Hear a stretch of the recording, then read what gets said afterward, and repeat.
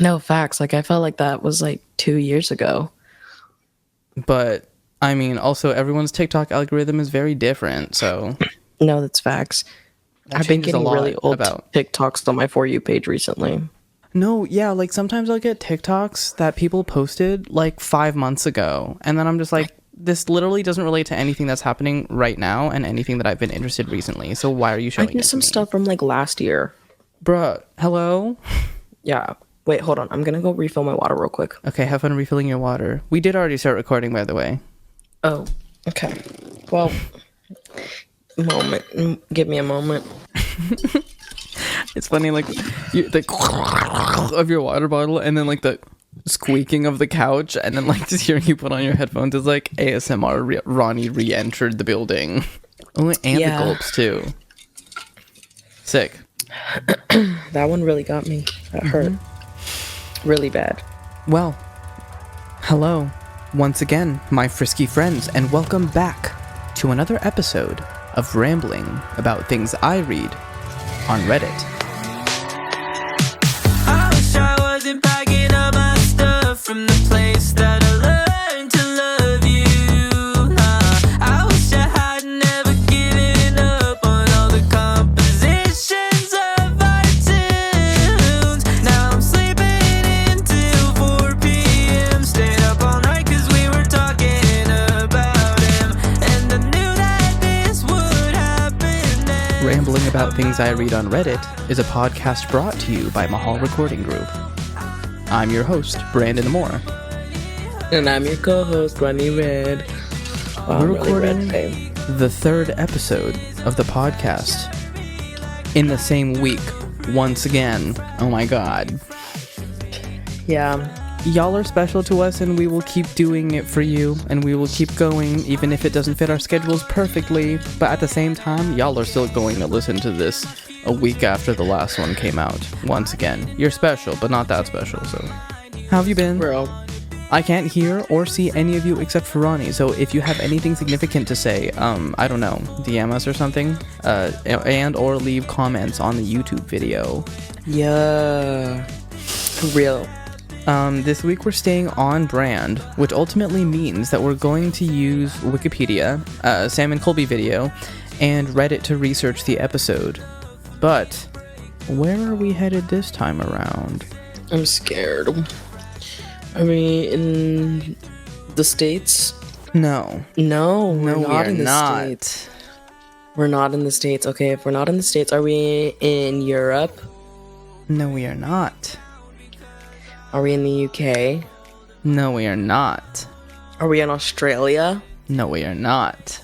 Where the fuck are we? Still in North America, but anyways. Canada? Yes. Are you ready to go to Casa Loma? Casa Loma. Okay. Casa Loma is a castle of a fucking location, to say the absolute least. Are you ready to hear about it? Yeah, I'm a little scared. What Canada Known has to well offer. for its Gothic revival style of architecture, Casa Loma is located in Midtown, Toronto, Ontario, Canada. Okay. It currently stands as a historically preserved site and functions as a tourist attraction of sorts. So, Okay, slay. construction for this grandiose building took place between the years of 1911 and 1914. So, it didn't take that Okay. long. Yeah. Its iconic and decorative construction made it a desirable location for filming for a multitude of movies and TV shows. Like. We'll get to that in a bit. I think I made like a Okay. whole section on that because I thought it was really interesting. Okay. Casa Loma is also very popularly used as an event space, especially for weddings, and the building can be rented out in the evenings after, as the after the space closes to public tours. Which would be Okay. cool if I wasn't covering this as like a haunted location. Oh, that's right. Yeah, because Sam and Colby went, so I mean, it's not normal. Okay. So, financier Henry Pellet. I'm going to say Pellet, purchased the land in 1903 and hired the architect E.J. Lennox to design his grand vision that eventually became Casa Loma. With construction beginning in 1911, the builders started with the stables and a smaller residence, otherwise known as the hunting lodge. The hunting lodge became Pellet's temporary home on the lot while the grand house was being built. So he built a little house for himself to live in. Okay. While the house was being while the actual house was being built. Oh yeah. I do that too. Like, yeah, I was literally about to say the same thing. Like, That's I do that crazy. too. Like, easy. Like, you think you're cool. Well, you're not, so. Well, you're not. So, Casa Loma was completed in 1914, boasting 98 rooms and features like an elevator, a bowling alley, and even secret passages. However, World War I and the Great Depression halted construction, leaving the upper floor unfinished. It was evident that Casa Loma had proven to be a financial burden. I wanna have a place like this. I don't want to go there, but I want a place like this. Yeah. Like, it's big, and also like having two houses, having little house and big house, sibling houses. Why did little house eat the big house? Why did the little house eat the big house, guys? Why did the little house eat the big house, guys? No, you tell me. Why did little Trisha Paytas eat the big... Wait, Wait, no. Was it the... Or I think I might have mixed it up. I think it's... Why did the big Trisha Paytas eat the little Trisha Paytas? Oh, yeah. The little Trisha Paytas was really hungry. That's why that Trisha Paytas was little. True. You are sucking on that water bottle. Sorry. Can't help it. We know why. It's fine. Recovering. Recovering. Yeah, pretty much. So after the war, property taxes shot up, and Pellet. He was forced to sell valuables and eventually leave Casa Loma in 1923. The city of Toronto soon after seized the property for unpaid taxes in 1924, threatening destruction of the property. Facing demolition, Casa Loma was saved thanks to public pressure and the Kiwanis Club of West Toronto, who leased and operated it as a tourist destination from 1937 to 2011. Okay. So, shout out the people. Henry kicked out, but then people saved it. And also, Toronto saved it. Thank you, Canada. Thank you, Canada. Thank you, Canada. We need to ask Kate about what it's like more about what it's like to grow up in Canada. I know. Because the cultural differences are subtle, but they're also massive. They like entirely change the way that we live our lives. Also free college. It's really funny.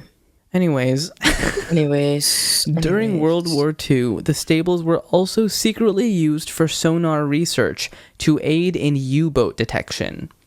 After the war, Casa Loma's management became a point of contention. The city took back control in 2011 and searched for a new property manager. Today, Casa Loma remains a popular tourist attraction managed by Liberty Entertainment Group and solely owned by the city of Toronto. Okay. So what's so crazy about this place? Like, what's so spooky? We'll get to it. With the amount I've talked about how people praised the property for its grandeur, I wanted to make sure everyone gets a good idea of what Casa Loma is like. So, Sir Henry Pellet was extremely particular about how the mansion would look. Artisans from Europe were sent to help design a majority of the furniture and decorative features of the mansion. By that I mean they literally all made and designed custom furniture before sending the designs to makers, like the blueprints to the makers, like the craftsmen, to make it as well. And on top of that, they designed, like the same furniture designers designed the fancy details of the house. Bruh, that's internally. No, I know. I'm just like, I want to be like this, like shit. Yeah. Additionally, the property boasts an absolutely gargantuan 5 acres of gardens. What? That's Okay. so much. That's insane. And that, like, the fact that that's just the gardens. I don't want to be there during springtime. Also, I'm not sure if you absorbed this earlier. This place has 98 rooms. I did not absorb that. Yeah, there's 98 rooms in this place. You have a 5-acre garden. That's not even the rest of the lawn. That's the garden. You have the mini house. You have the big house. You have the secret passages. Like, what? Oh. Yeah, beneath a bunch of this, Casa Loma also had tunnels connecting the main house to the hunting lodge, stables, garage, potting shed, stalls, carriage room, and attack rooms. When I hear passageways and haunted, it's never good. Yeah, because it's one of those things where it's like, so whether or not it's haunted, there are secret passages for scary people to come in and out of if I don't have them secured properly. Mm-hmm. And if it is haunted, the ghosts can get to me faster. And I won't see them coming. Mm-hmm. But at the same, like, as scary as it is, I would also eat up a secret passage. Yeah. I would have to make the secret passage all, like, fun in theory, very pastel, bright, exclusively cartoonish, cute designs. So it's like I cannot see it as a bad, scary place. Yeah. The walls are just decorated with kawaii stuffed animals. You cannot make me scared of a kawaii stuffed animal. You can make me scared of a doll, but not a kawaii stuffed animal. That's so true. Like, no matter how much you try to make the kawaii stuffed animal bunch scary, of Archies. Literally. Cough you. Thanks. Another way of saying bless you, but when someone coughs. So. Wow. The Napoleon Drawing Room was also well known as the Oak Room. This one is well known specifically for its gaudy decorations and stylings. The room was catered to formal events, and artisans took 3 years to carve out all of the wood detailing. And this is, like, not specifically the furniture. Like, this is the decoration of the room. Unlike where the ceiling and the walls meet, where the floor and the walls meet, they had these special wooden pieces that would cover up those seams, and they were all custom engraved. Bro, that's actually insane. The ceiling was plaster, but it was constructed by Italian craftsmen and adorned with a multitude of large crystal and gold covered chandeliers. What? And, like, the ceiling was so Bridgerton. Like, it was so Bridgerton, guys. It was so Bridgerton. That's crazy. The conservatory was entirely there to showcase whatever plant life the owners felt they wanted to brag about in that moment. And it also had a large fountain at one end. Oh, cute.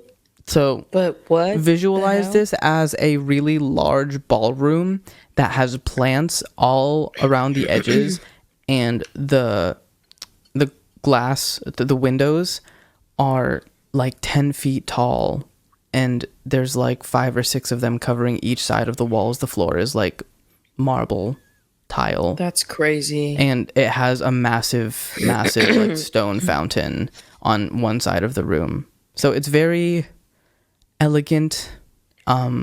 There's too much of everything. What was the it's need beautiful. For this? What was the theme? No, need. What was the need?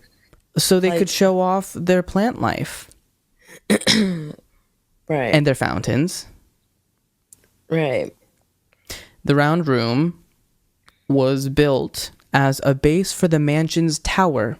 This room is well known for its extreme customization. They even had custom doors built to fit the rounded walls, because normal doors didn't fit the shape of the building. So they made extra special doors Bruh. What just the hell?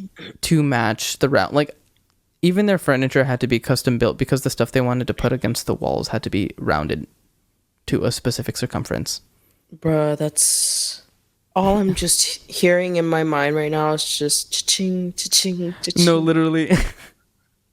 Okay. I'm like, so there are way too many rooms to get to. So at this point, I'm just going to like list the rooms that were highlighted on the Wikipedia page.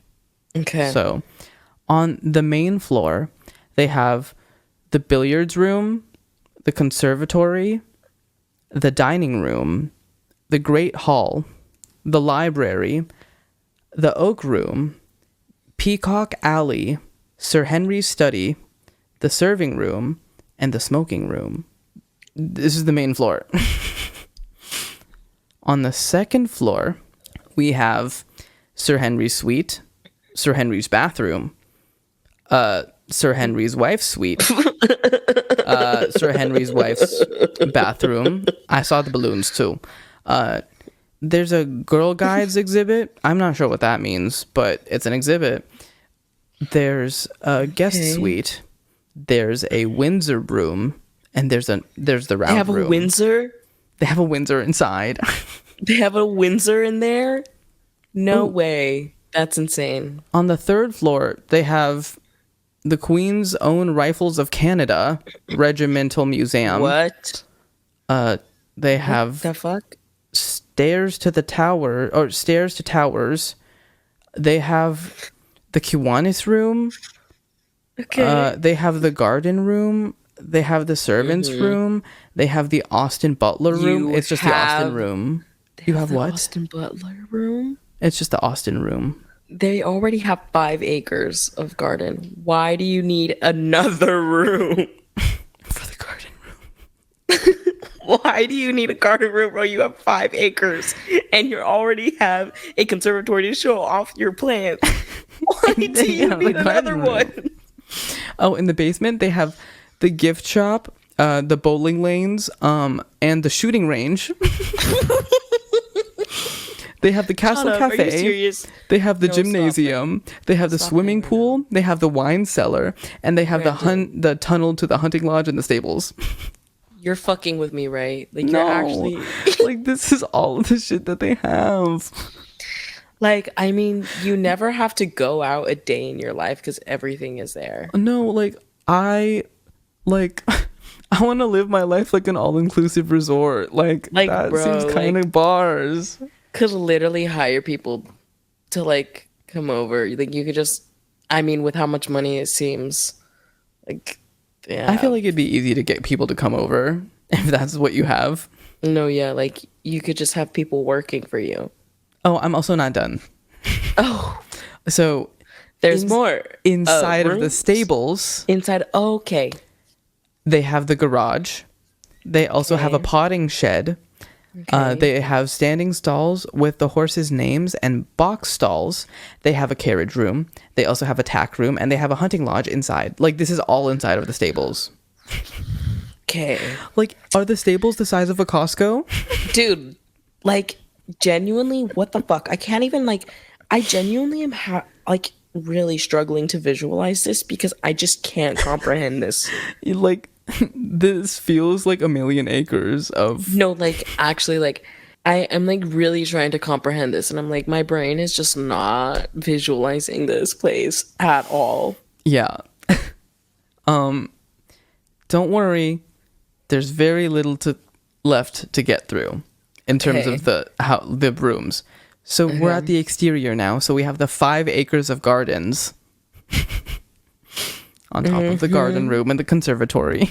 Like, literally, why do you need that, dude? I'm so serious. And not just the parking lot. The parking lots, plural, This is multiple. what I'm... Dude, what? This is not a house, bro. Like, built, like, what's it called? Like, you built a commune. This No, is your yeah. empire. Like, this is Bro your mini literally empire. built a fucking brand new city and said hello. The thing is, if an apocalypse were to happen, you'd be fine. You'd be fine. I mean, as long as you get, like, some kind of force field shit, Yeah. you'd be fine. So Living like Sandy Cheeks. that would be kind of sick. Okay, like, obviously not a big fan of glorifying the apocalypse. But, well, I don't know. It's just, there's, like, if you were born in the late 90s and early 2000s, I know that at some point you read some fucking dystopian novel where someone had superpowers, or someone had to, like, fight to the death, or someone had to, like, someone was put in an experiment because there was an apocalypse, and those people were the only people that could breed with each other because it's some shit like that. There's, like, Yeah. we grew up on novels like that, on movies like that, on, like, shows like that. So, yeah. What a fun little. What a fun little verbal excursion we just went on. Yeah. So let's get into it. With Casa Loma also being an iconic filming location, I figured it would be worth listing a bunch of cool stuff that's happened there. So I also figured it would be like a fun little game for us to rate the movies and TV shows that I list. If we've seen them, if we haven't seen them, we can just try to come up with what we think the movie... Have I seen any of these? Oh, most definitely. Oh my god, okay. So when if you've seen it, we'll give our rating. Okay. If you haven't seen it, we're going to try and figure out what the movie is about just by the title. Okay. Or TV show or whatever else. Okay, cool. Let's do it. Okay. X-Men. I would say...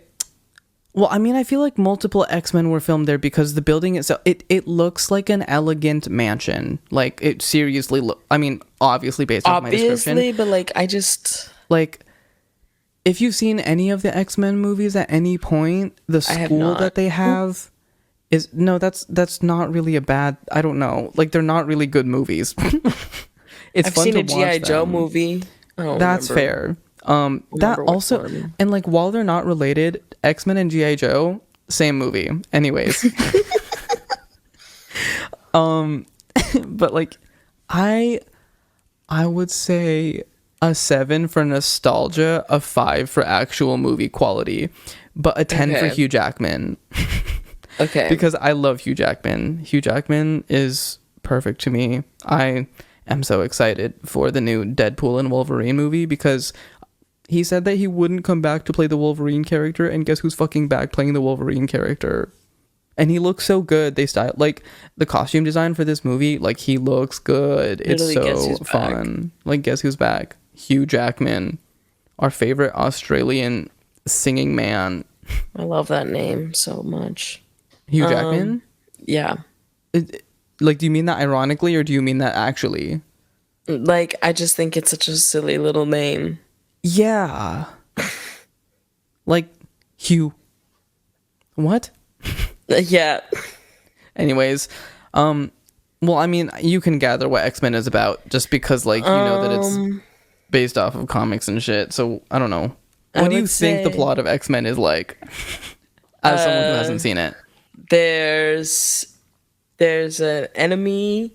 They're imagining that it starts with a fight scene or something.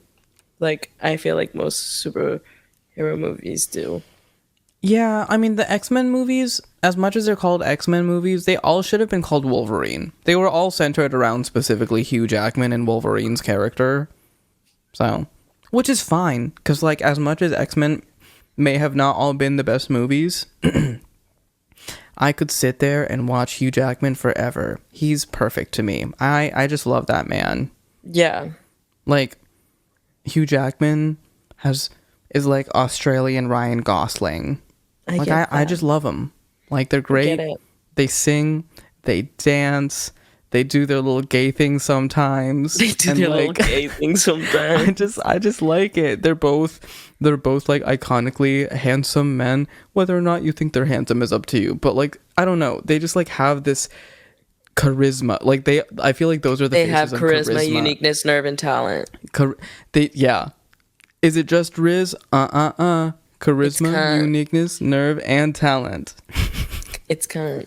Literally. Okay. Next one. Strange Brew.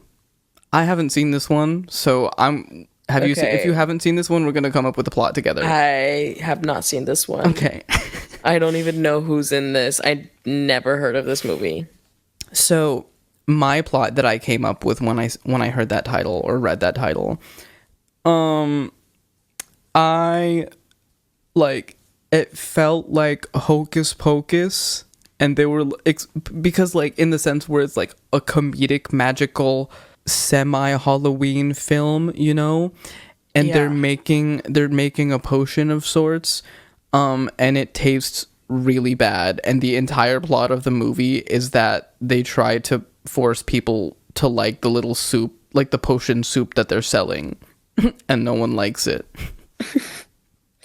That's awesome. Okay, wait. Can you repeat the title one more Strange time? Brew. Strange Brew. Okay. For me, the first thing that I thought of was a coffee cup animated film where there is a coffee. I don't know what kind. I just imagine a cup of coffee who has a little conflict because he's a little strange and he gets bullied at school. He's too unique. No one likes him. He's too unique. Okay. Get this. Chicago. Chicago. Chicago. Well, I don't know entirely what Chicago is about. I know that Chicago was about Trina Vega. If you don't think Chicago was about Trina Vega, then did you even pay attention You're when you just- were watching Chicago? Like Dude, like That's literally exactly what it's let's about. talk about it, actually. you literally don't have a brain if you didn't. Anyways, Oddly enough, I've never seen Chicago. I just had to do that song from Chicago in high school. real. Okay. And you think all that time at Berkeley, I probably should have watched Chicago?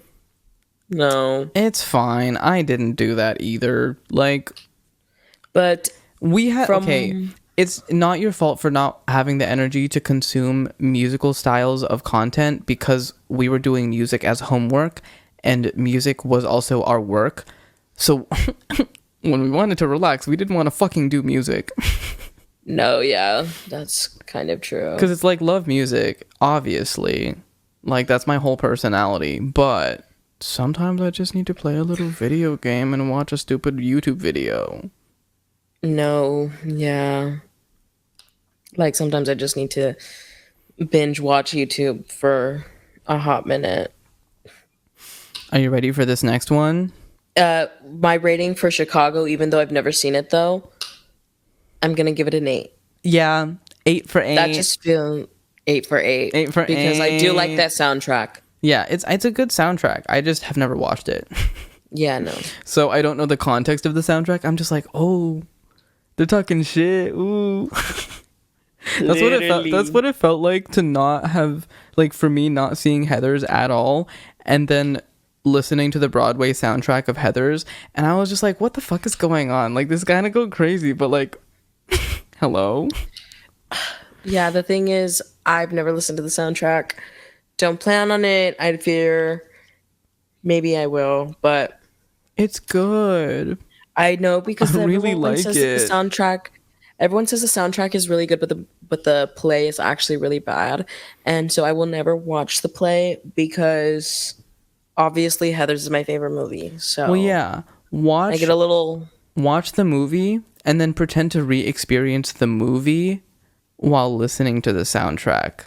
That's the best way to experience it, because my context for Heathers before I watched it with you was the soundtrack, and then putting that together was actually really fun, and it made it like more immersive. I think you'll like it a lot. Yeah. So I'm not sure you're ready for the next one. okay. The Tuxedo. What the hell is that? I think this is a movie about men who are competing with each other to win the golden tuxedo. But they all have lame black and white tuxedos. And the gold one is the only one made out of silk. See, I just like thought of whatever of however you can combine the Mask and Men in Black. Oh, yeah. That's that good. That's what I thought of. I like that one. Yeah, no, that's really good. Thank you. Okay. Thank you. I was kidding about the last one, but I'm not kidding this time. Are you ready? Okay. Scott Pilgrim versus the World. What? Oh my god! Oh my god! Oh my god! What? Oh my god! I'm trying to think of literally what scene it could have been. Okay. Was it the scene? Did you put what scene?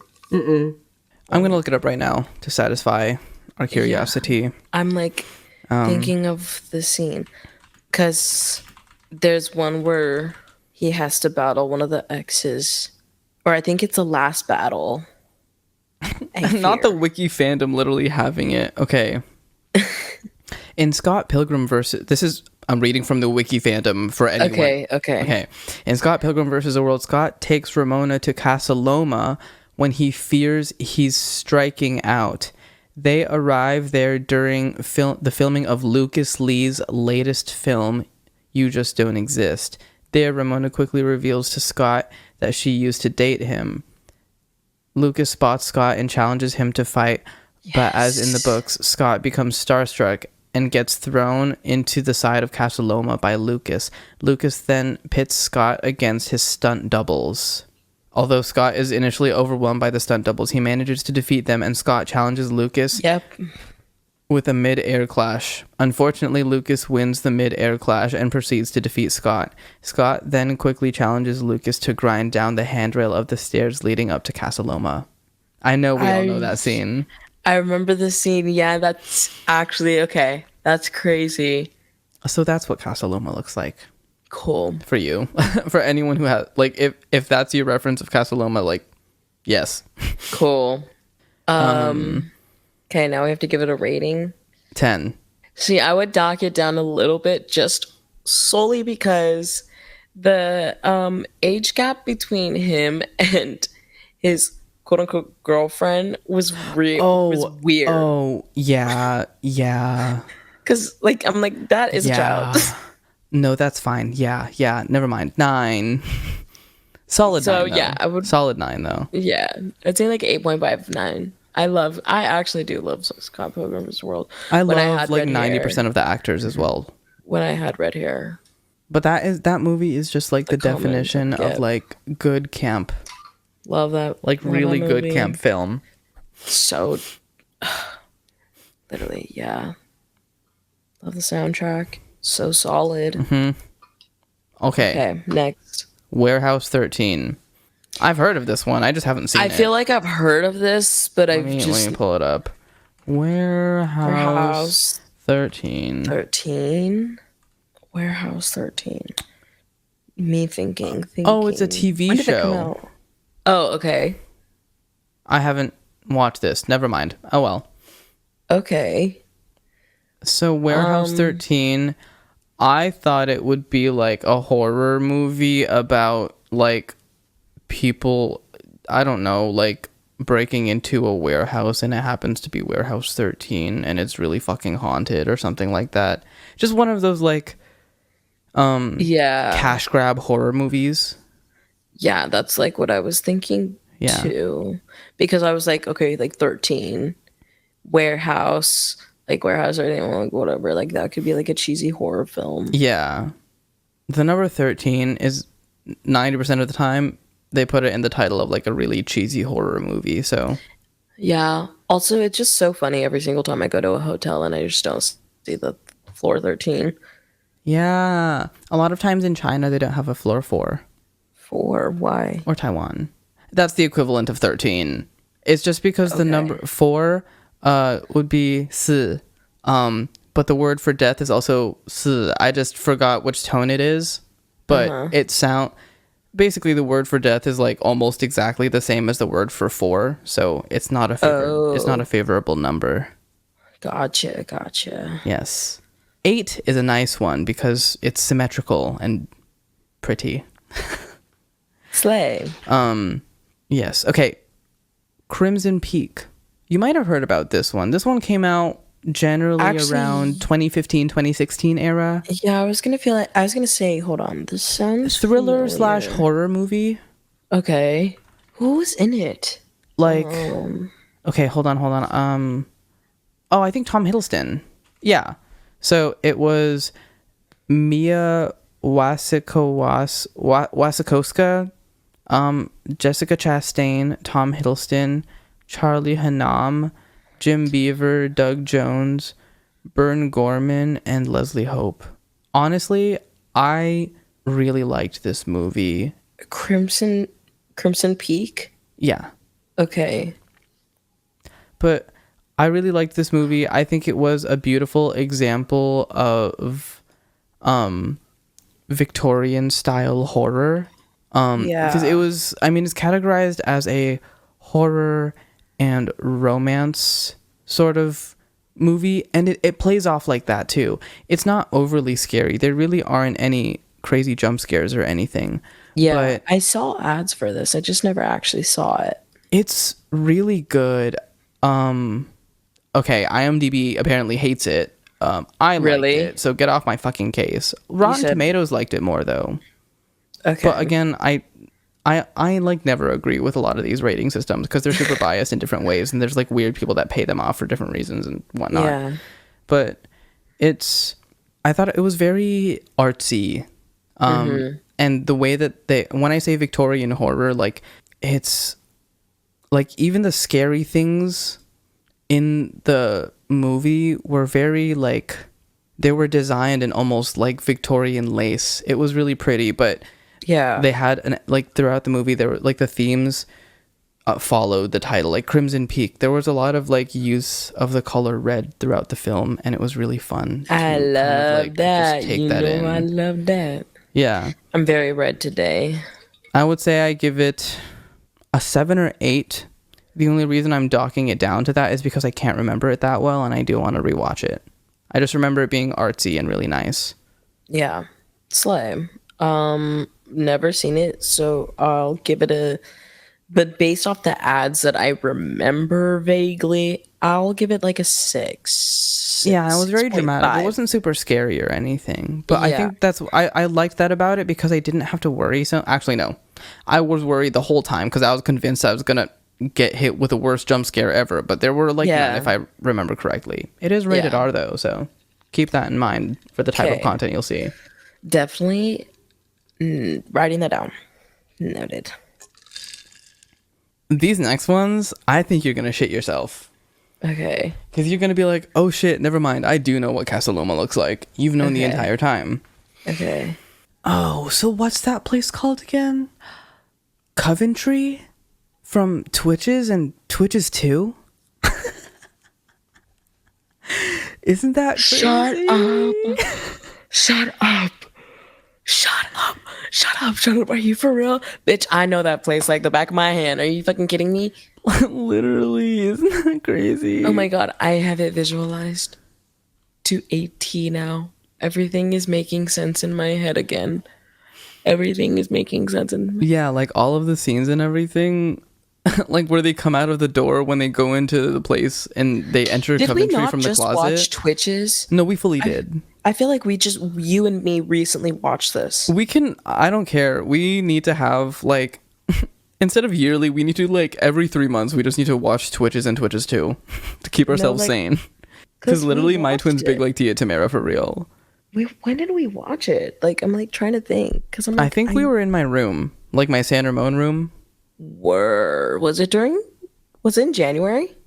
It was either in like January or like when you visited before Thanksgiving or something like that. Oh my god, I forgot that I visited during Thanksgiving. Yeah. But yeah, Twitches and Twitches 2 were filmed there. Damn, that's crazy. So Okay. Casa Loma is Coventry. I looked at Damn. the pictures too. It's literally Coventry for sure. That's literally insane. Okay. Wow. Isn't that a deep cut? I'm like actually gagged right now. Like genuinely. So I rate Twitches and Twitches 2 as a 10. That's a 10 in my book. Sorry. like actually no, I'm not sorry. Why am I apologizing? Nah, for yeah, giving never apologize Twitches for loving 10? Twitches. especially because of the oh my god, because of the overdubbing that they use. Like, my favorite, for any of you who haven't seen Twitches in a while, if the last time you watched Twitches was growing up, or if you've just never seen Twitches, it's on Disney Plus. Don't subscribe to Disney Plus, they suck. But like, at the same time, I'm not gonna already have it. I'm not gonna pretend like I'm not subscribed, so I'm not gonna say I'm not gonna blame anyone for having a subscription. In general, watch Twitches. It's worth it. It's the best bad movie to watch, because it's not like a bad movie. It's just a mediocre kids movie.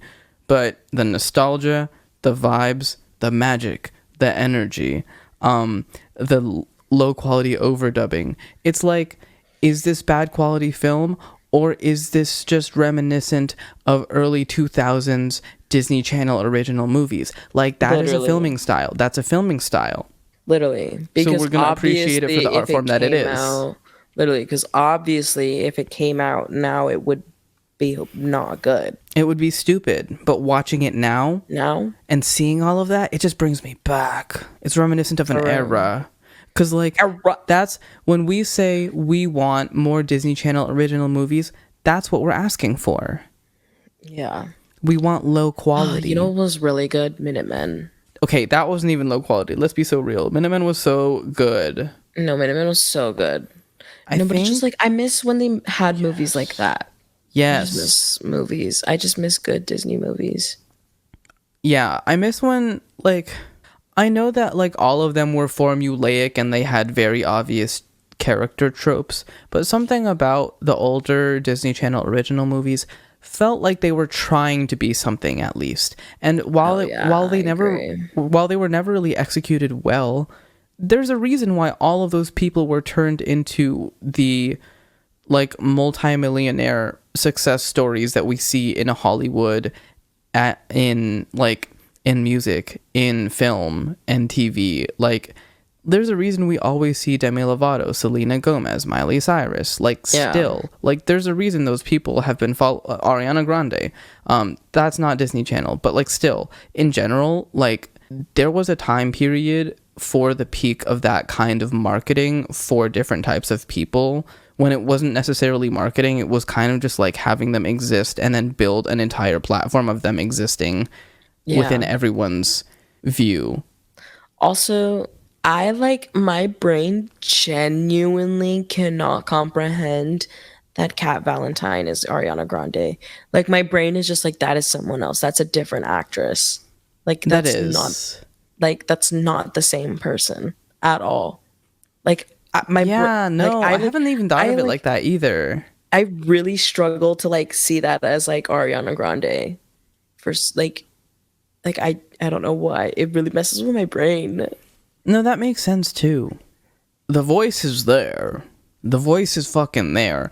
But, like, I'm like, I hear Ariana. I don't see Ariana. No, yeah. I'm like, I'm so confused. I'm like, literally, who is that? Like, except, also random, if you don't think that the scene where Ariana Grande was singing with Liz Gillies at the karaoke club, sushi bar place, Karaoke Doki, if that's not one of your favorite scenes in the entire show, you're stupid. Anyways, you're just also wrong, too. if you like Snooze by SZA and you don't like Victorious, you're stupid. Andre wrote it. It's just so good. Victorious is so good. And I'd like to think it's because Andre wrote it. He graduated from that high school and then he wrote. Yeah, he graduated from Hollywood Arts and then wrote for SZA. Literally, like, true fucking story. You're going to get a kick out of this one too. What? The way that, like, Victorious never had, like, an actual ending just breaks my heart too every single time I think about it. Literally, no one fucking wanted to finish Victorious or Sam and Cat. Like, what the hell? And then we get a weird ending for iCarly. Like, bruh, can't have shit in this household. Literally can't have shit. You know, it's okay. At least we had angels versus werewolves and vampires in Wizards of Waverly Place. Truth. Thank God. I'm interested in what you'll think of this. Okay. The Pacifier. Like the one with Vin Diesel. What? I've never seen. I'm like, what is this? What You've is never seen The Pacifier? No. I thought everyone's seen this. This makes me feel like I'm fucking insane. What? You haven't seen The Pacifier? I'm pretty sure it's on Disney Plus. Brandon, you know my history with movies.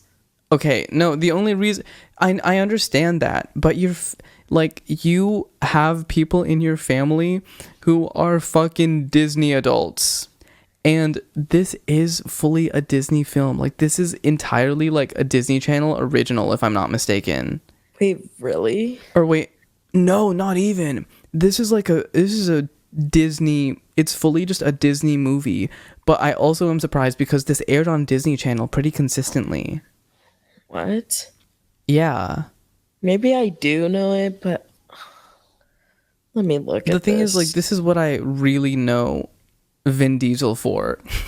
I know he's in a lot of other shit, but I think of Vin Diesel and I'm just like, The Pacifier. Oh, this movie. Yes, I've actually never watched it. It is one of my favorite Disney movies for some reason. It's not even that it's like particularly good, but I was just like, oh my gosh, this is a Disney movie that actually has good action in it, which like never happens. Because when they have action in Disney movies, we know how that usually goes. You said The Pacifier, and I was like, now what kind of action movie is that? Yeah, no, it's a Disney action movie. So he's basically a secret spy, babysitter man. It's really fun. It's very interesting. And if you look at the stylings, oh my gosh, they have, oh my gosh, what's her name? From Pitch Perfect. Brittany Snow. She's in it as well. Yeah, I just saw that. I was like, ooh, slay. Yeah, no, I think she plays the teen daughter.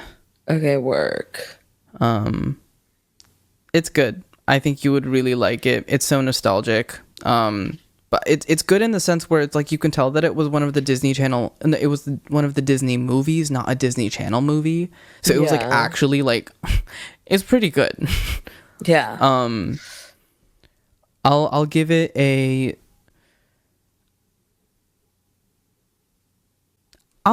8.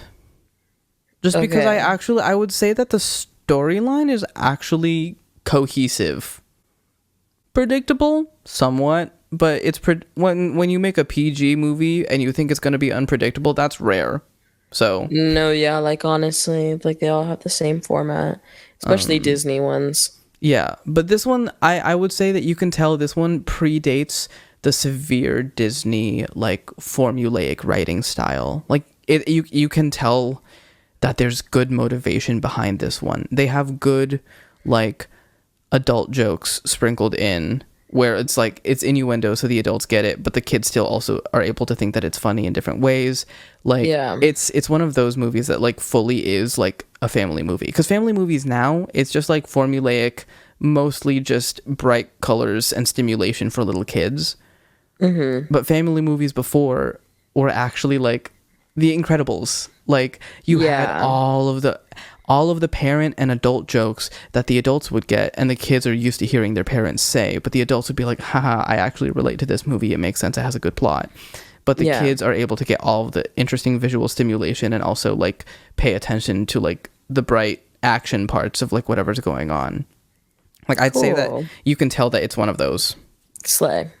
Okay, work. It's in Titans. I haven't seen this one. I think it's like a extension of, it's supposed to be like a extension movie of Batman in some way. Honestly, not a big fan of the way that the DC universe has been handled, because they keep on doing different weird things with Zack Snyder, and then like the movies get all wonky. Yeah. I don't know. The DC movies as of right now are trying too hard to be something. I get that. I can't say much because I don't watch many, but it's okay. It's not worth watching. DC fans don't come for me. But the movies, like, okay, the movies with the actors, the actual live action movies, no. DC lore, it's cool, but like the movies that have been coming out for them that have been like supposedly competing with the Marvel movies, absolutely horrible. Not saying the Marvel movies are any better right now, because they suck right now. Like, they stopped being palatable after like the Avengers like Infinity War Endgame saga, because all the stuff that's going on now is just chaos and weirdness, and AI is writing half of it. I feel like this is not true necessarily, but it just it feels like it was written by ChatGPT at times, and there's just like way too many formulaic things. You can tell that they have so many budget cuts for things because it's just weird. Yeah. Also, at the end of Immortals, Harry Styles was one of the characters. Yeah. And we have not, like, y'all never did anything to fucking continue that. Why did you, like, I understand if you want to have a cameo. Don't have a cameo as a cash grab. Have a cameo so then you can set something up, because we were going to see Harry Styles do some more acting. Not that a bunch of people are a fan of Harry Styles acting, but like still. We were expecting something to happen with that and you didn't do anything. You set something up and then you took it away. No, yeah, like, oh, okay. Oh, okay. That movie, Immortals, was not that good either. It sucked because it had a lot of really good actors and the graphics were amazing, but there was no driving force behind that movie. It was just like, I like to call it CG porn. When really that's just like you give an absurd amount of different graphics just to satisfy audiences to be like, wow, the graphics are so good. I love when they do this magical spell and charge up this thing with their cool, like, their beam or whatnot. Yeah. And like and their entire fight scene is just them who can hold out their arm for longer while emitting a random beam of light. Give us a fight scene. Don't give us a standing there with dramatic wind and then it's just like a bright light shooting from their hand. Like, yeah, like, please write something. Give us variety. Please make a superpower. Like, don't make nondescript light person. Cool. Like, we've seen that so many times. Nondescript light person. Ready or Not came out in 2019. That's also like another one that was filmed there. I don't know anything about this one. I heard Ready or Not. I thought of the Bridget Mendler song. So yeah, I'm like, do I know something else with Ready or Not, or am I just thinking of Bridget Mendler? I do not know. I will go through these other ones quickly because we took a long time on those just because we needed to talk about the movies. So this for television, the show Being Erica was filmed there. An episode of Goosebumps was filmed there. Hemlock Grove was filmed there.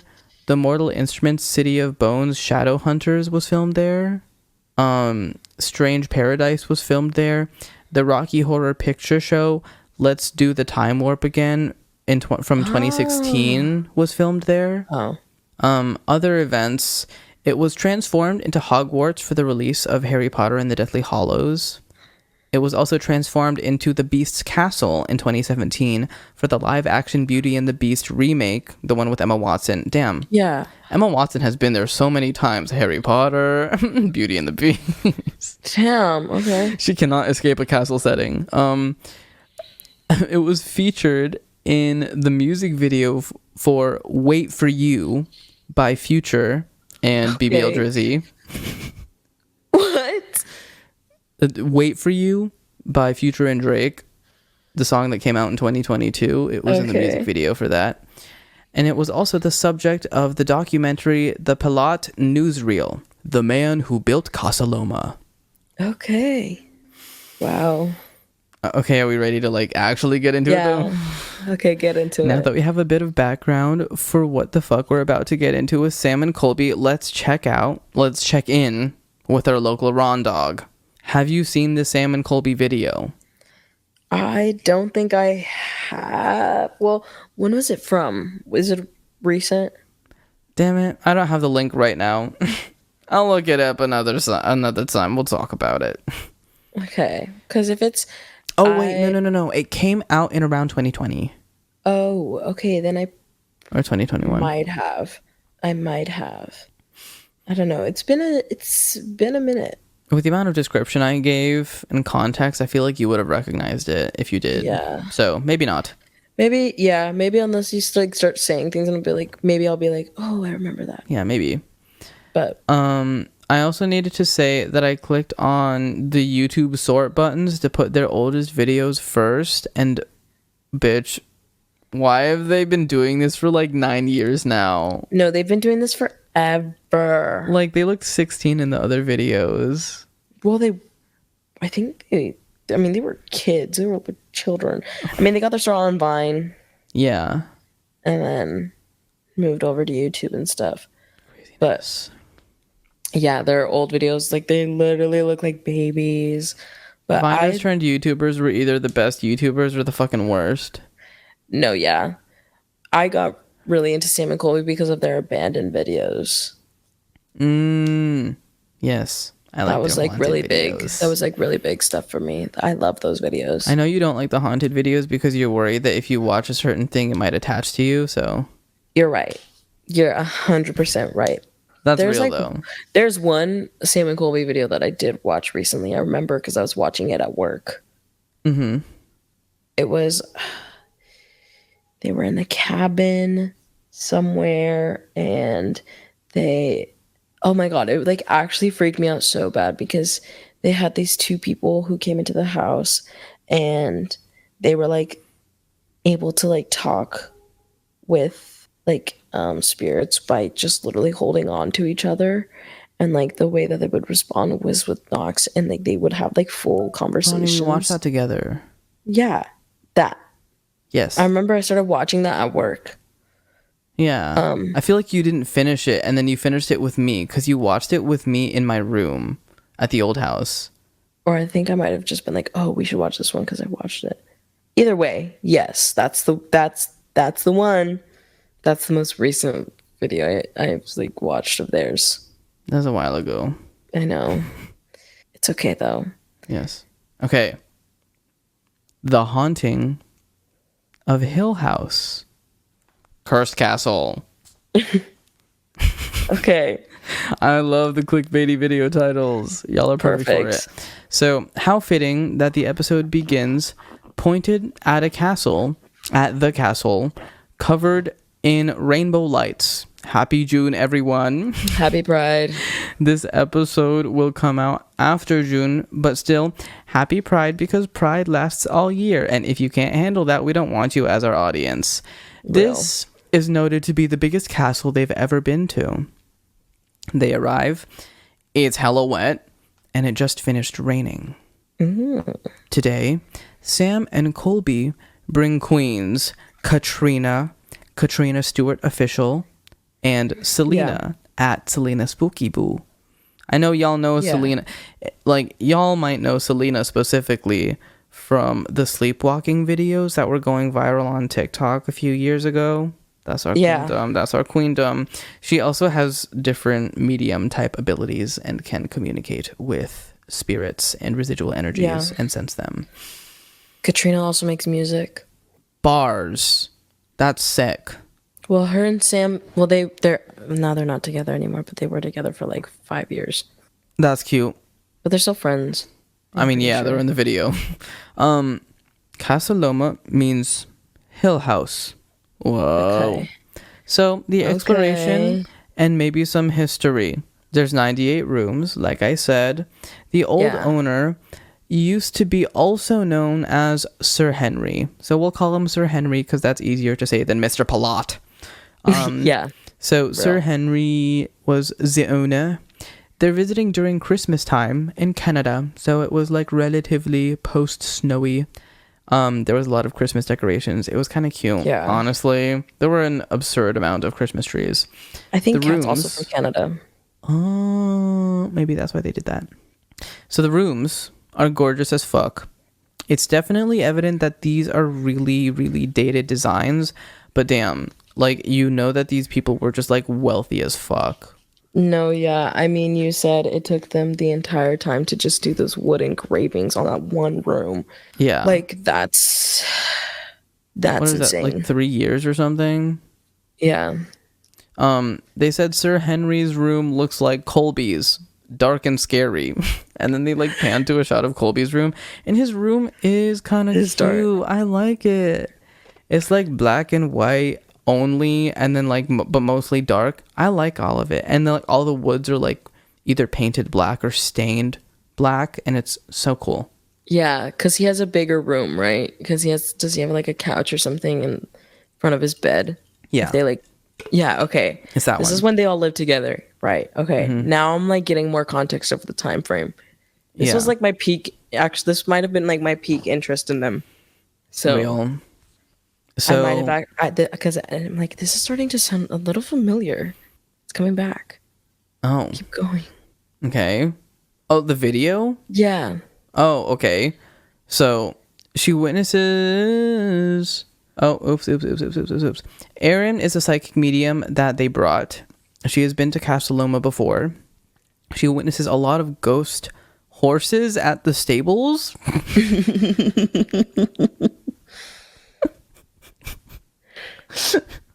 What are they gonna do? Say nay? Nay.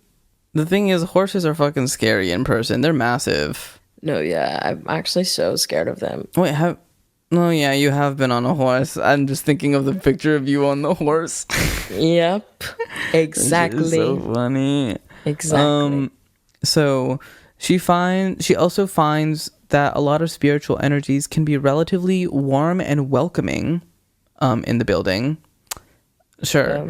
There's also spirits of a little girl and a stern woman that she recognizes. Oh. Okay. Why am I welcoming my fucking ass? Anyways. Literally. Sitting together with Erin, they're at a table. They are prepping before they start their investigation and also just tour. So she senses a man and basically describes like Sir Henry. Like she senses a man in the room with them, and then she like closes her eyes and she was like, he has a comb over. He looks like this. His hair is this color, and also his shirt is... And then, like, she is able to basically perfectly describe what Sir Henry looks like. And I'm just like, cool. Okay. He's already with them. Okay, he's already supervising. That's awesome. And she detailed that he is also summoned by alcohol. So okay, so he just likes to get lit. Like he knows how to have a good time. Who can blame him? Like apparently, when you have alcohol, if you take it out, like he's more likely to enter the room. He's like sees he's like, oh shit, and y'all drinking it here? He's like, shit, pour me a shot. Pour me a shot. How would a ghost consume alcohol? Okay, so you know in Coco, towards the end when or like in the beginning when they're like talking about Dia de los Muertos and like the animations of like the family like around the ofrenda with like the food, like the conchas and stuff that are like placed around it, and the spirits of the family grab it, and then it's the food stays there, but then they take it in their world. They pick up the food and it becomes ghost food. Yes. And they eat, yes. So just like that. Yes. So they do some light exploring. Okay. Not the formal investigation quite yet. So they go into a completely marble bathroom, and Erin immediately asks if someone has died in there. Ew. No. She's wrong, though, because apparently no one passed away in the castle. Okay, go. But she senses a male energy. And she was just like, either someone is, like she was saying, either someone, before they like said that no one has died there, she was just like, it feels like someone's either died here or like something is just very wrong. I feel it in the air, and I'm not sure about it. So Oh God. they pass a dirty mirror and they notice handprints all over the edge of it, like someone was trying to move it. Oh. But I mean, like, it's a tourist destination, so like maybe someone was just touching it, because like the mirror wasn't gated off or anything. And they walk up to it and they start like touching it and trying to rub off the handprints, and they realize the handprints themselves are sealed underneath the glass of the mirror, so they shouldn't be there. Like if there were handprints on the mirror, it would be on the glass, not underneath, like inside the glass. Yeah. Okay. So That's awesome. Erin asks if they know anything about scrying, which is staring at one's reflection in a dark or dimly lit area to see if you can see any entities start appearing and joining you in the mirror. No. You can do that too. Like if you have a mirror in any place, you just like turn the lights darker and then just like stare at yourself in the mirror, and then you can start seeing. You might start see something answer or anxiety or. No, and I don't want to do that. Yes. And I will never do that. Erin doesn't believe in trapped energies, but she does think that they have the ability to be residual and attached to people. Oh. So they ask if she's willing to look into Sam's attachment that relates to the Sally house. So she admits to being a fan. She's been watching Seth and Josh's videos and eventually started watching Sam and Colby. She says that it's possible that Sam has a negative male energy that relates to farmland and that male energy has been following Sam for a while. She could sense it through the videos. Girl. She says to Sam that he needs to start setting boundaries with him, otherwise it might start getting worse. I don't like that. So apparently this is Erin's time to just go around in a circle, point at people, and be like, I sense this about you. So she pointed at Katrina, yes. She pointed at Katrina, and Katrina gets red to filth. She's just like, dizziness and nausea is something that you experience a lot, especially when you're in haunted areas. Apparently, wine is good for grounding, so you should drink a little more of it too. I'm just like, damn, okay, fuck. Like, damn, girl, okay. I'm like, are we a medium or are we just a bitch? Doctor, she told me to keep drinking, like. Doctor. And then we didn't get to anyone else really, but they start walking away, and Selena Spooky Boo, feels nasty afterwards. Like, she feels kind of sick. Yeah. She senses that everything positive that they were hearing about it all was just a lie, and it's possible that the spirits communicated with the medium in a more positive way to try and cover up how they'll actually act once the medium leaves. Oh. So we'll get to Sam and Colby retelling some history. This is Toronto's haunting of Hill House, pretty much. Okay. So dude had about 25... Okay, Sir Henry specifically. So, like, okay, this property is really, really expensive, yes? Mm-hmm. It's really massive, yes? Yes. 5 acres of garden, 98 rooms, secret tunnels, like... Secret tunnel. 2 houses, secret tunnel for real. Also, let's not pretend like the live action one is good. They fumbled the bag both times. There's no way that, like, we're not going to have a third chance. No one's going to try anymore. We all know that no one is going to be able to properly top the animated version. Anyways. Real as fuck.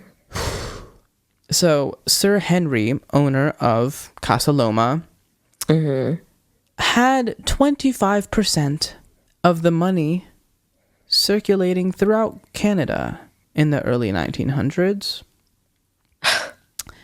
By that I mean he was quite literally a fourth of the country's economy.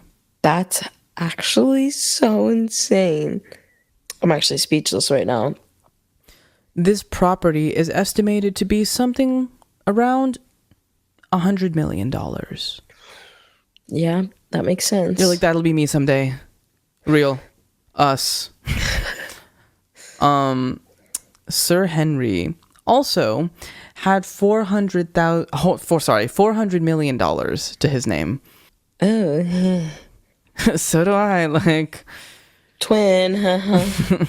His father was a rich stockbroker. Nepo baby. And that's all I have for this case this week. Y'all have to come back again for next week's episode to hear about the crazy investigation. You know, you literally told me this, and I literally knew, but I forgot. It's because we got distracted talking about the movies. I did a really good I did a really good job distracting you with the movies, for real. No, like, actually, that got me. You got me on that. But do not fret. I actually have to wait a week. Do not fret. Do not fret.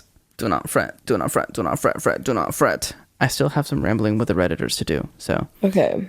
It's okay that we didn't get to as many hauntings this week, because we'll get into hauntings this way. Oh my god.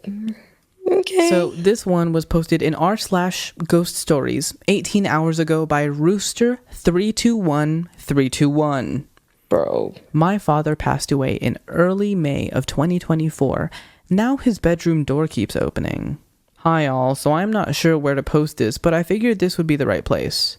Here is some quick information. I'm not a huge believer in ghosts, but I think there are definitely things we may not understand or are capable of understanding with our senses. My father passed away on May 5th of 2024. I'm so sorry. And I brought his ashes back home on May 29th, 2024. He was renting a room next door to mine and passed away in the same room he rented. The last few nights/weeks around the same time, from 11 p.m. to 12:30 a.m., I hear footsteps and then his door opening. We have other roommates, but they are family and really have no reason to go in there as the room is stripped clean of anything important. I trust my family enough to know they wouldn't mess around with me or steal anything of value/look for anything. Also, his door is a little messed up and requires force to open it, and you have to move it a certain way, which is always loud. Anyways, for the past week or so, on some nights I can hear someone is in there. Someone is going in there. One of our roommates is a longtime family friend, and he is renting that room now, but is currently sleeping on the couch until he can afford a bed. Last night, I heard heavy footsteps, and someone opened the door around 12 a.m., and I remember thinking, who keeps going in there? It's probably a new roommate it's probably the new roommate checking his room out or something. Keep in mind, I've known everyone for 20 plus years, and there is nothing valuable left in that room. Anyways, I went to work this morning, and the roommate on the couch asked me if I went to my dad's room last night. Oh, fuck that. God. I said no, I thought it was you. He said no, but the lamp light is still on and the door is wide open. I've been hearing the same thing for the past few weeks, on and off. Only one person, my cousin who lives with us, said he went in there only once to check for the house key he had at around 10. I'm not a huge believer in ghosts, but knowing that I've been hearing someone go in the room for the past few weeks around the same time is weirding me out. I don't think much of it because we have our family friend now renting it. Maybe he wants to just check it out, but I'm doubtful as he has a hard time walking. I'm wondering if my father has not moved on. Can someone with experience explain this? What does it mean when people stick around? I'll keep you all posted and see what else happens tonight. It's so scary. But also, Bro, we have no updates. But also that was posted 18 hours ago, so...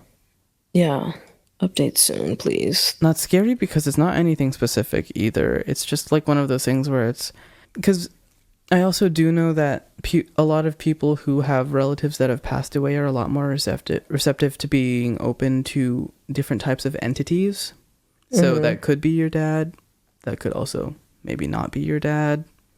And it's like, what's more worth doing? Communicating with it or not communicating with it, you know? Yeah. It's always a weird question to ask.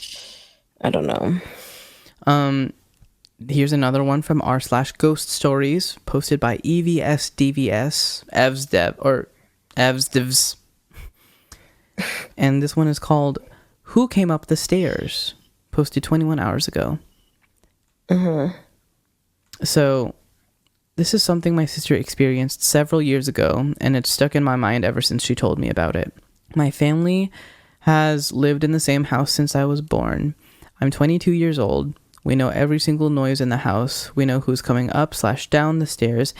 And at any given time, we know who's coming up and down the stairs at any given time without even looking. My sister is 6 years older than me.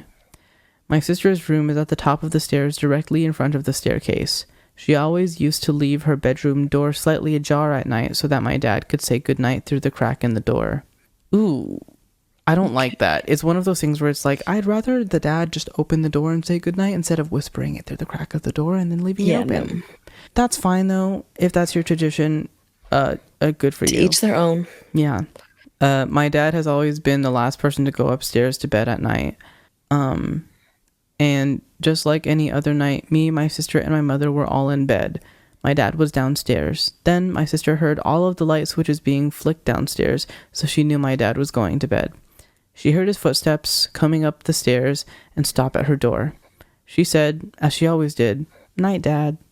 No answer. "Good night, Dad," she said again. No answer. Then my dad came up the stairs. She stands by this story to this day. The first set of footsteps didn't pass her room and go to another room, and they sounded exactly like my dad's footsteps. My dad confirmed that everyone else had gone upstairs for at least half an hour before him. It was definitely none of us that had gone up before him. We'll never have an answer to this, but it still does give me the chills whenever my dad comes upstairs at night. Yeah, that would freak me out. Literally anything that mimics anything else is... Nope. No. Post number 3 from r/ghost stories. This was 4 days ago, posted by Tundra-Queen8812. Okay. And this one is called Something in Our House. So in my childhood home, growing up, my younger brother and I were creeped out a few times when we were home alone and stuff happened. Most of the stuff that happened never happened when my parents were there, but only when my brother and I were alone.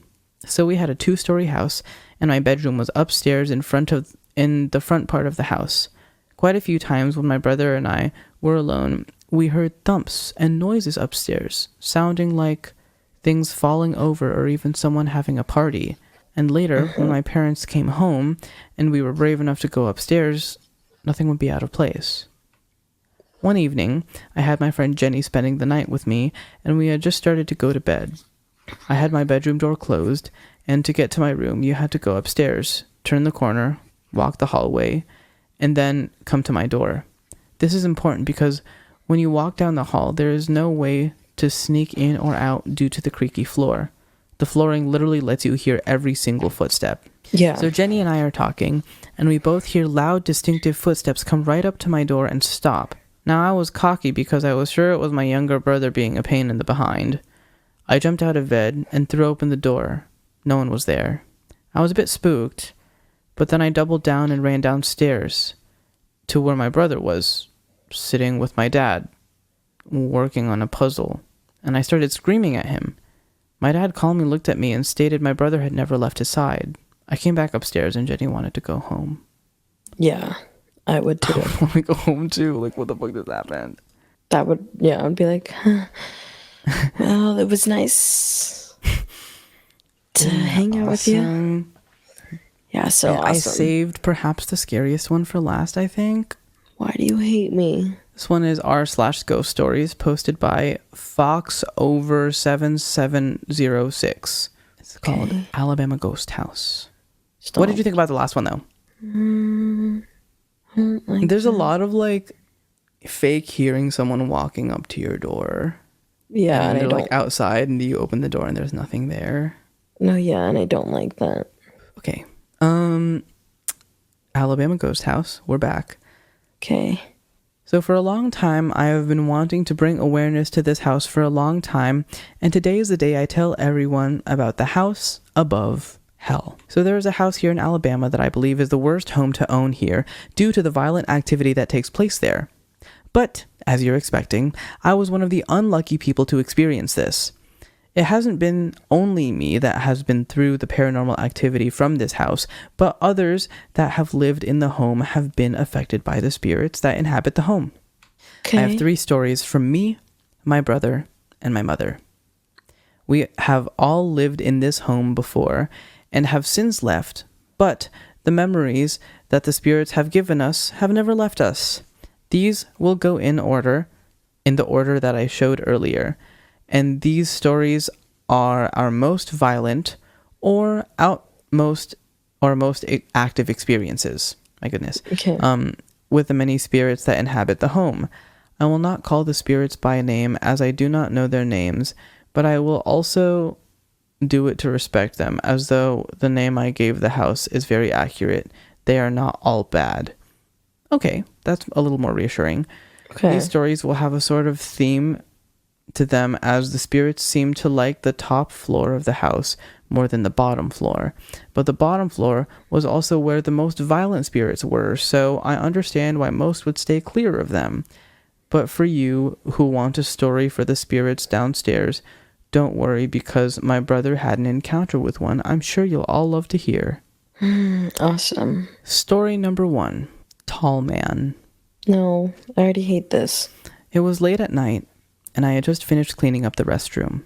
I was sleeping in the first bedroom closest to the stairs, and I was closest to the only restroom upstairs, so it was convenient for someone like me, whose bladder is active all night. I turned to my door and turned the knob, but it didn't open, which was strange because the door didn't lock. There was only a small, old-timey keyhole that if you looked through, you'd be able to see into the room. Yeah. Naturally, I looked through the keyhole to see what was blocking the door, but I didn't see anything. Just, the room had nothing in front of the door. I push on the door, and it opens, and I immediately freeze. I'm overwhelmed with emotion as I stare into the corner next to the closet. Standing there is a man dressed in all black, lacking a face, just a black void. As I stare at him, I start to cry, and my knees shake as they start to become weak. And when I blink, he's gone, and I fall to my knees crying. The emotions were the most I experienced in my entire life, and to this day I wonder why I was filled with such grief. Who was he, and why had he showed himself to me in such a way? Yeah. Oh my god, I hate that. Story number 2. Little boy in the vent. Also really fucking bad. Don't be good at making titles for this. You're doing a good job, person, but No, fuck for that. real, you're killing me right now. My brother slept in the second furthest room, and it was one of the smallest rooms in the house. This room has small vents close to the door that haven't worked since the home was owned by my aunt. One night, my brother was awakened by sounds of knocking and whispering coming from the vents, which went on for a couple of minutes before he saw a pair of eyes staring at him from inside of the vent. He described a feeling of understanding and felt bad before it disappeared, and he soon went to sleep. This happened multiple nights before we moved out. Nope. Absolutely not. Absolutely not. Story number 3. The woman of the house. No. This spirit is one of the more violent spirits, and while this story doesn't show it, you shouldn't ever approach her without permission, as it is disrespectful. And my brother learned why, but this isn't that story. That's the next one. This story happened in the master bedroom of the house, and happened to my mother.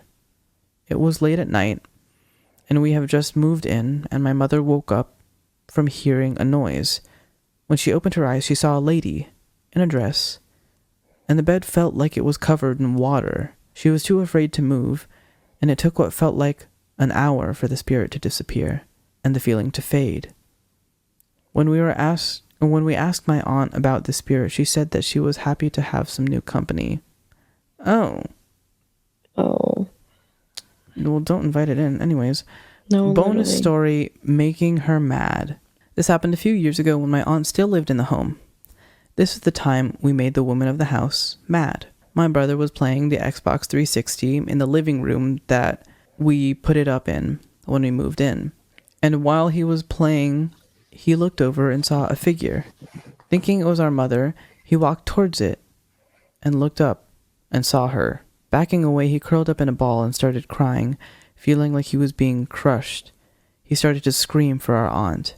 When me and her got down there, she was gone, and he was left there shaking and crying. Other times we have made her mad, have left us with scratch marks and bruises, as well as having trouble sleeping and nightmares. But I'm unsure of the nightmares. I'm not sure if the nightmares are because of her or not. I'm unsure if anyone owns the house at this point, but all I know is that once you visit the house above hell and you're not a fan of once you visit the house above hell and you're not a fan of the paranormal, you'll never want to return. But if the home isn't occupied and the time and you get permission from the past owner or whoever is selling it at the moment, then feel free to visit it. No, I feel free to not visit it. Actually so good. Thank you so much for asking, though. Ugh. Hate that. And that's our episode. Oh, thank God.